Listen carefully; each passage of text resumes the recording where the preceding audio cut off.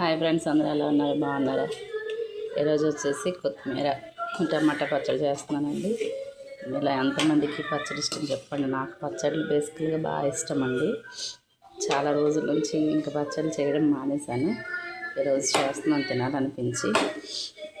మీరే పద్ధతిలో చేస్తారో చెప్పండి. నేనైతే ఫస్ట్ వచ్చేసి ఇవ్వండి కొంచెం పల్లీలు, కొద్దిగా ఒక 2 స్పూన్స్ వరకు నువ్వులు, ఒక 4-5 మన కారం తగ్గట్టు పచ్చిమిర్చి, కరివేపాకు తీసుకొని ఫస్ట్ ఆయిల్లో ఫ్రై చేసి తీసేస్తామండి.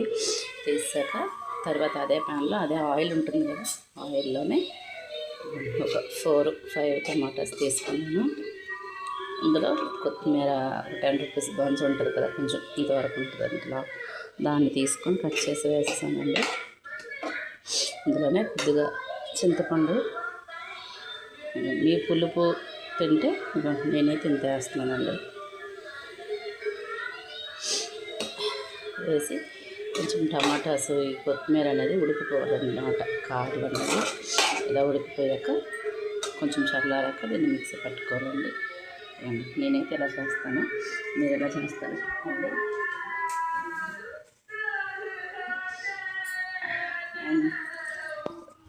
వెల్లుల్లి కూడా కొంచెం వేసుకుంటానండి. నేనైతే పొట్టుతో వేస్తాను. ఒక 4-5 వెల్లుల్లి దెబ్బలు కూడా ఇందులోనే వేసేసి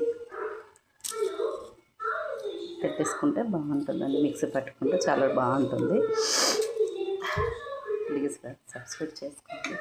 చూస్తున్నారు, వ్యూస్ అయితే వస్తున్నాయి కానీ సబ్స్క్రైబ్ చేసుకోవట్లేదండి. మీరు సబ్స్క్రైబ్ చేసుకుంటే నాకు కూడా కొంచెం ఎంకరేజ్మెంట్గా ఉంటుంది కదండి. ఎప్పటి నుంచో చేద్దాం యూట్యూబ్ స్టార్ట్ చేద్దామని ఇప్పుడు స్టార్ట్ చేశానండి. నేనైతే అది కూడా భయంతోనే చేశాను. అంటే ఒక ఇంట్రెస్ట్ అండి, కుక్ చేసి ఇలా పెట్టాలి వీడియోస్ అని చెప్పేసి. సో అందుకనే పెట్టానండి. అంతే 2019 నుంచి నేను యూట్యూబ్ చూస్తున్నాను.